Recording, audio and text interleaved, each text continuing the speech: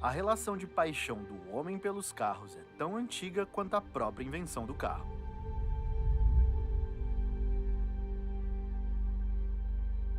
Henry Ford provavelmente ainda não sabia que moldaria a história da humanidade. Não apenas no que diz respeito à sua locomoção, mas à relação homem-máquina. O Vida Automotiva nasceu para explorar essa relação, para contar as histórias que as pessoas vivem com seus carros. Histórias de quem dá personalidade para que a maioria das pessoas vê apenas um meio de transporte. Não é só um programa sobre carros, é uma dedicatória para quem, como nós, leva uma vida automotiva.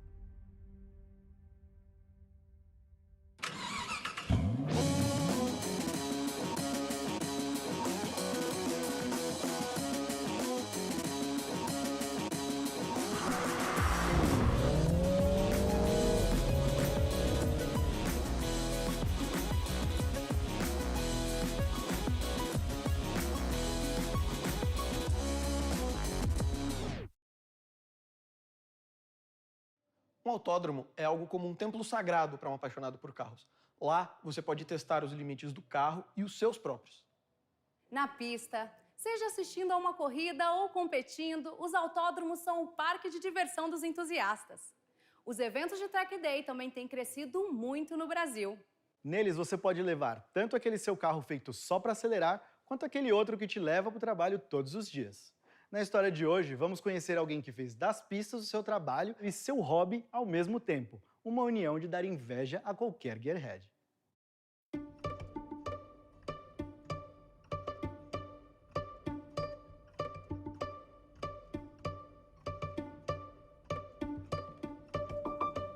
Meu nome é José Santiago, eu sou advogado, tenho 43 anos e eu piloto um carro de marcas e pilotos, um Palio, e uma BMW 135i de Track Day.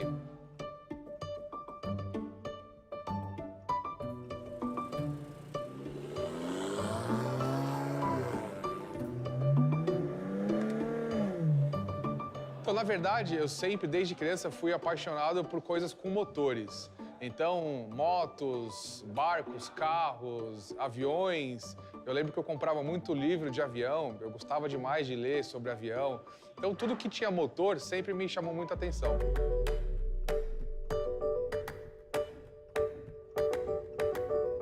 Bom, depois que a gente tira a carteira de habilitação, aí o foco automaticamente acaba indo para o carro, né? O meu primeiro carro foi o carro da minha mãe, que eu usava com bastante frequência. Era um Escort L. Mas o meu primeiro carro mesmo, no meu nome, foi um Voyage Sport. Então você começa a mexer, fazer pequenas alterações no carro e você vai acabando pegando gosto pela coisa, né? Na época a gente era carburado ainda, a gente mexia com giclê, etc e tal, então era escapamento, carburação, bem basiquinha. É o carro que eu realmente mexi com vontade, que eu alterei uma série de coisas nele. Foi um Gol CL, um Gol CL 1995, 1.8. Eu coloquei um kit turbo na época, coloquei suspensão, enfim, fiz uma série de modificações. Curti bastante o carro.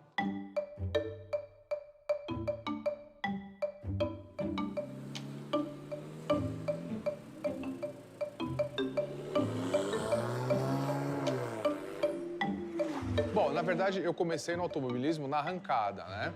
Então, na arrancada, ainda quando a arrancada eram os antigos rachas em Interlagos, que era uma coisa bem informal. Depois eu acabei indo para os Estados Unidos, morei fora um tempo, e lá eu também participei de arrancada, e lá eu comecei a fazer Track Day, né? Isso nos idos de 2001, 2002, nos Estados Unidos já existia bastante Track Day. Aqui no Brasil é um pouco recente ainda a modalidade. Bom, lá nos Estados Unidos, né, como basicamente todo piloto, hoje em dia, você começa efetivamente no Track Day, né? Então a pessoa começa a ganhar horas de voo nos Track Days, E aí depois ela tira uma licença. Lá são todas empresas, não existem ligas ou federações ou confederações. São empresas como, por exemplo, a NASCAR é uma empresa, a FAR, o SCCA, todas essas organizações são empresas. A gente participa todo ano da Daytona 14, que são 14 horas de Daytona, que é bem bacana pela Champ Car. Todo ano a gente vai, eu participo dessa corrida. Eu estou indo pelo 6º ano consecutivo, é uma corrida bem bacana, né? Eu tive a oportunidade também de praticar, de fazer uma corrida de Super Late Model, da NASCAR, né? Eu fiz um treino primeiro, foi bacana o treino, fiz uma prova, passei nessa prova e aí depois resolvi fazer um teste com o Super Late Model. Foi uma picape, né? A gente correu em Newton, um autódromo chamado Hickory, na Carolina do Norte, um autódromo de 0,6 milhas. Foi uma experiência muito bacana. Muito legal, realmente, andar de NASCAR, mas infelizmente, morando no Brasil, não teria como eu conseguir participar de mais corridas lá fora, né?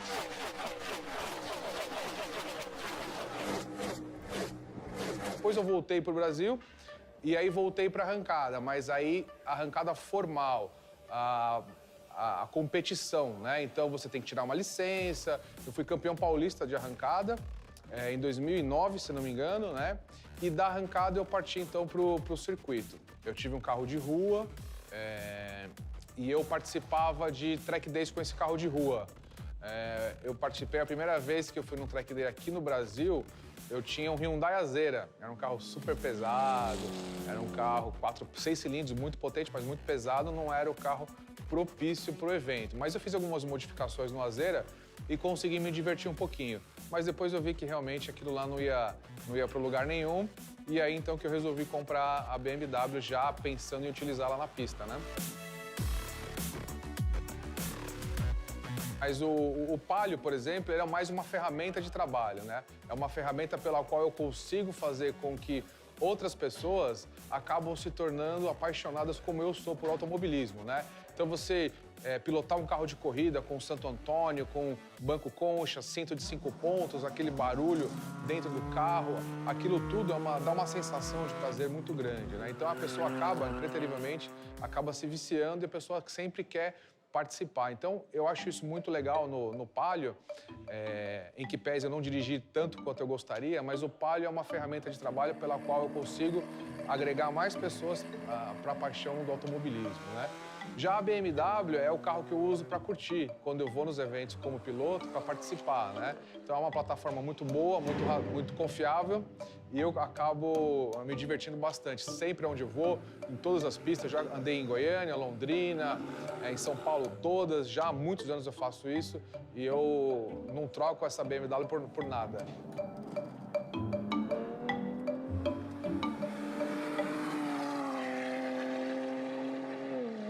O que acontece? No Track Day existe muita desinformação de quem nunca participou.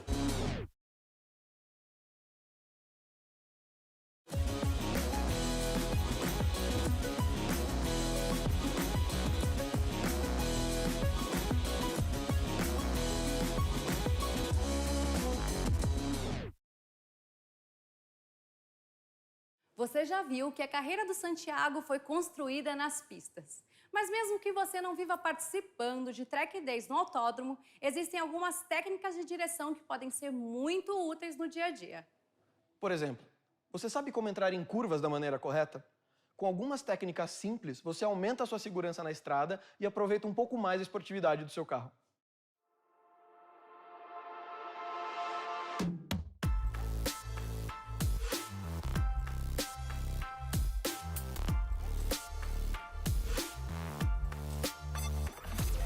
O erro mais comum que a galera faz é o traçado, né? A galera às vezes erra muito no traçado, na freada.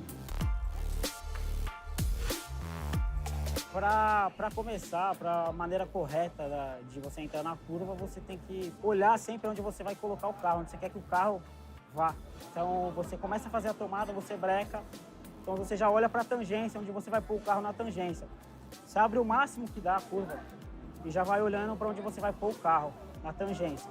Já vai encaminhando o carro para a tangência e da tangência você já olha o ponto de saída, a saída da curva. Então você já começa a olhar aonde você quer colocar o carro. O segredo é você olhar onde você quer colocar o carro e não aqui onde você está na hora.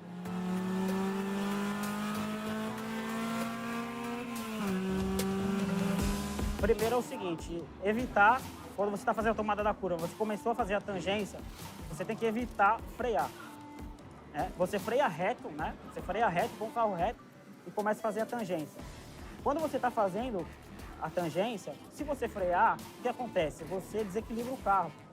Você freando, você pode afundar a frente, tende a afundar a frente do carro e deixar a traseira leve do carro. Então, consequentemente, você vai perder a traseira, podendo até rodar. E questão de marcha, você tem que sempre entrar com a marcha engrenada, né? Reduzir e entrar com a marcha certa. Como exemplo, pode ser aqui em Interlagos o S do Senna. O S do Senna, você tem que fazer o quê? Você tem que matar a primeira perna, que é o que a gente fala. Você vai lá em cima, no ponto, abre o máximo que pode na primeira perna. Começa a fazer a tangência, encosta do lado de dentro na zebra e mantém do lado de dentro, matando essa primeira perna. Você não esparrama tanto, não espalha a chegar a encostar na outra zebra. Você mantém do lado de dentro, para quê? Para você poder sair mais forte na segunda perna. Então essa que a gente fala, a gente mata a primeira perna, para poder sair melhor na segunda.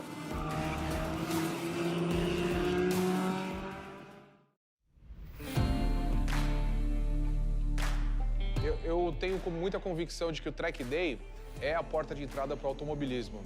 Assim como foi para mim e para muitos outros pilotos que hoje correm até de forma profissional, tanto no Brasil como nos Estados Unidos, eu vejo isso, todos eles tiveram a mesma origem, que foi o Track Day. Então eu vejo o Track Day como a porta de entrada para o automobilismo e como uma modalidade que está ainda em crescimento no Brasil. O que acontece? No Track Day existe muita desinformação de quem nunca participou. Então, existe uma desinformação de que se você levar o seu carro para o Track Day, o seu carro vai sair moído, isso, aquilo, outro. Não é bem assim. O que prejudica, o que danifica o seu carro é andar em rua esburacada, valeta, lombada, isso prejudica o seu carro. Andar numa pista que um Fórmula 1 com 5 centímetros de altura anda, em cima de uma zebra, por exemplo, não vai prejudicar seu carro em nada. Agora, lógico, vai ter um consumo mais excessivo de pneus, vai ter um consumo mais excessivo de freios, porque você vai estar usando eles com frequência. Então, esses consumíveis, eles vão acabar se deteriorando com mais facilidade. Eu falo muito para as pessoas, falo, olha, se você nunca andou no Track Day, vem andar, traga o seu carro original, faça a manutenção dele em dia, que você vai ver que não é nada disso do que falam. Hoje tem muitos eventos de Track Day, muitos eventos de arrancada, então hoje acho que não justifica você pegar o seu carro e correr na rua, correr na rodovia, eu acho que não vale a pena esse risco. E o Crazy for Auto foi meio que acontecendo sem querer. A gente participava tanto de evento, tinha uma demanda, uma carência por eventos bacanas, com novidades que não existiam aqui no Brasil. Eu falei, poxa, eu vou pegar todo esse know-how americano que eu tenho de participar dos eventos lá fora e vou trazer aqui para o Brasil, vou tentar implementar aqui no Brasil. E tem dado muito certo, né? A gente acaba sendo referência para outros organizadores, muitos deles me ligam, pô, Santiago, eu vou fazer isso, o que você acha, tal, enfim. Então é muito legal ter esse tipo de reconhecimento. É muito bacana ver o feedback das pessoas, né? Porque eles vêm até a gente, a princípio, como cliente, né? Então eles vêm participar do evento, vêm alugar um carro de corrida, vêm participar com o próprio carro e depois acabam se tornando amigos, né? Então se apaixonam pela modalidade, se apaixonam pelo evento e estão sempre querendo mais. Pô, Santiago, faz tempo que eu não ando, quando vai ser o próximo, tal? Então isso é muito bacana, eu gosto bastante.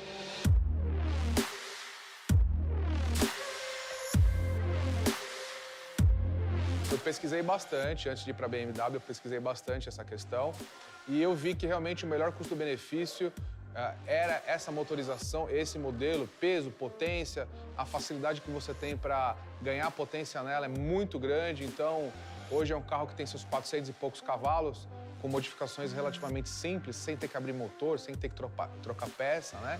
Então essa foi o que me chamou mais atenção no carro, a possibilidade de você mexer sem alterar muitas características do carro e ter um ganho de potência bem elevado.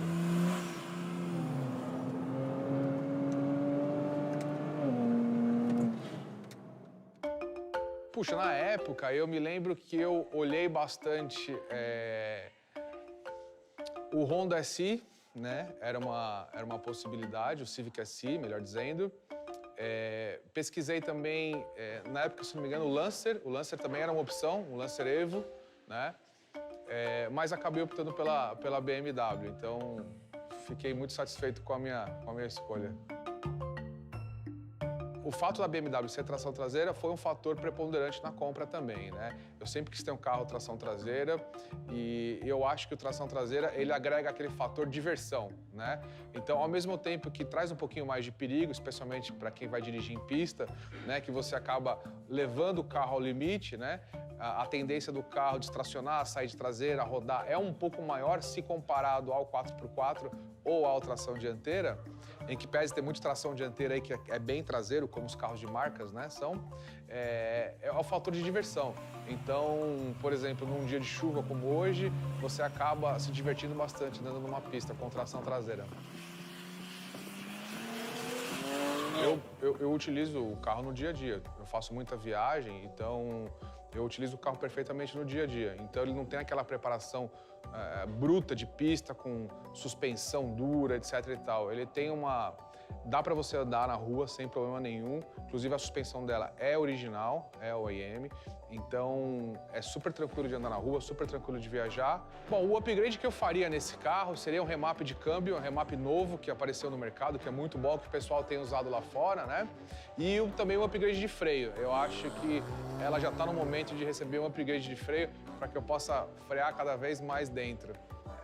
Assim, é muito bom como piloto você chegar num evento e falar, poxa, hoje eu vou aproveitar, hoje eu vou acelerar, não vou me preocupar com nada, né? Diferentemente quando você está organizando o evento, que você tem que ficar atento a tudo que está acontecendo. Então é muito bom, eu sempre gosto bastante de ter essas possibilidades, ainda que no meio da semana, por exemplo, como é o dia de hoje, dar uma escapadinha do dia a dia e dar uma desestressada aí na pista. No próximo bloco...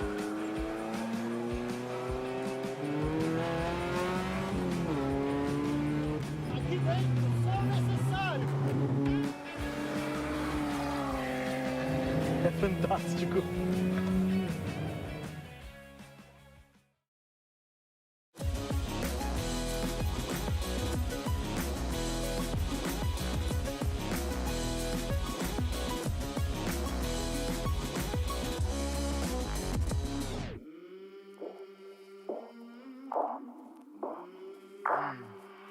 I came from the mud.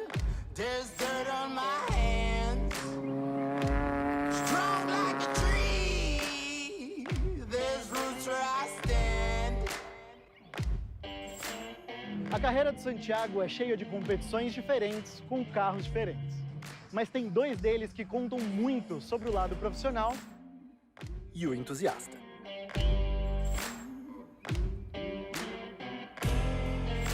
Esse é um palio de marcas e pilotos. O Santiago aluga esse carro para os clientes dele.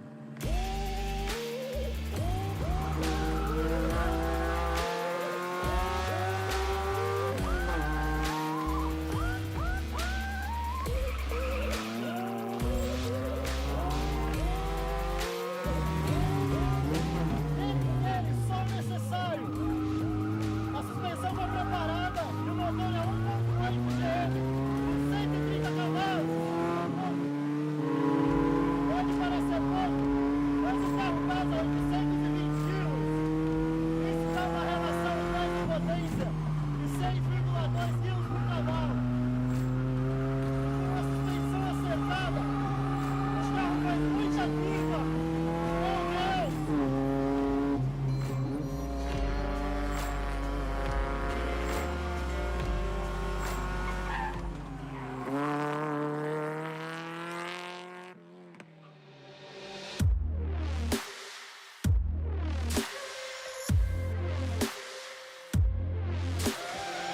Mas na hora de se divertir, a escolha do nosso convidado fica um pouco mais confortável.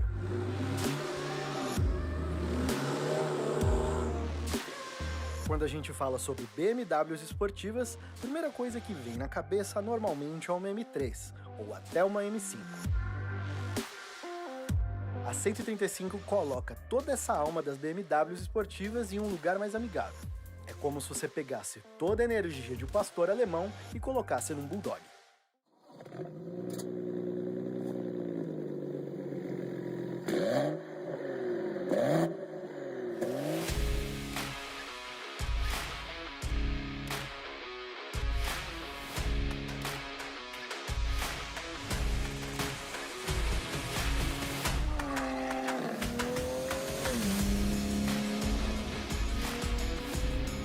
ela foi lançada com 6 cilindros em linha biturbo de 306 cavalos. Depois, em 2011, a BMW começou a utilizar os 6 cilindros com um único turbo de duplo fluxo. Esses 6 cilindros parecem um diabinho na sua orelha. É quase impossível dirigir sem querer afundar o pé no assoalho. E a traseira normalmente está com mais pressa do que a dianteira, como toda BMW que se preze.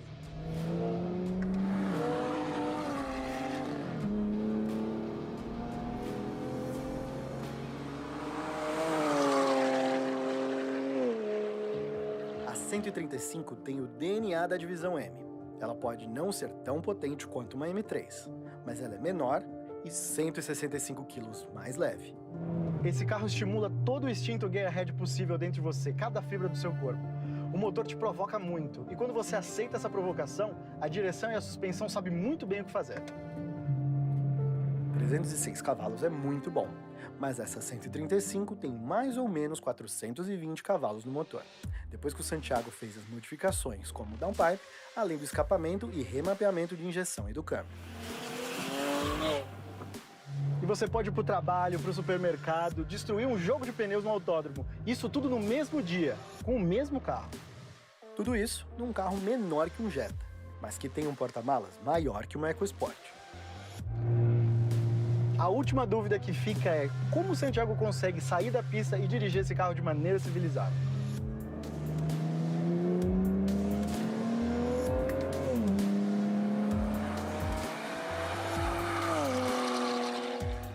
Não dá para dizer que a 135 é um carro perfeito para a família. Nenhum coupé é. Mas é aqui que ela realmente brilha.